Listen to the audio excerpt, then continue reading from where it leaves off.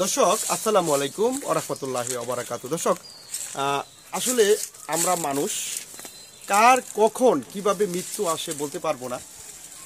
আজকে শ্রীপুর থানার পাশে একটি পিকআপে একটি লাশ পড়ে আছে। তিনি গতকালও কিন্তু জীবিত ছিলেন এবং অসুস্থ ছিলেন। তিনি শ্রীপুর উপজেলার জয়নাবাজার এলাকায় একটি মাদক নিরাময় কেন্দ্রে পরিচ্ছন্নতার কাজ করতেন। গতকাল তিনি অসুস্থতা অনুভব করেন। প্রথমে তাকে তার সহপাঠীরা তার মাওনা আলহেরা হাসপাতালে নিয়ে যায়, পরে তাকে শ্রীপুর উপজেলা সদর হাসপাতালে নিয়ে আসা হয়। কিন্তু একটি বিষয়, তার কোনো পরিচয় পাওয়া যাচ্ছিল না, তার রুমমেটরা তার পরিচয় পাচ্ছিল না।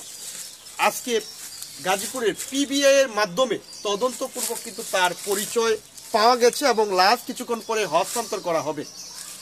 তার নাম শফিকুল ইসলাম, তার বয়স 31 বছর। গাজীপুর জেলার শ্রীপুর উপজেলার ঠিক পার্শ্ববর্তী বালুকা উপজেলার হবিরপাড়ি ইউনিয়নে তার বাড়ি। তার স্বজনরা আসছেন কিছুক্ষণ পরেই, কিন্তু তার লাশ তার স্বজনদের কাছে হস্তান্তর করা হবে, সেই প্রক্রিয়া কিন্তু চলছে। একটি বিষয়, আসলে আমরা মানব জাতি, আমরা মানুষ, কখন কার মৃত্যু কিভাবে হয় কেউ বলতে পারি না। আজকে এই শফিকুল ইসলামের যে অবস্থা হয়েছে, যে কারো যে কোনো মুহূর্তে মৃত্যু আসতে পারে।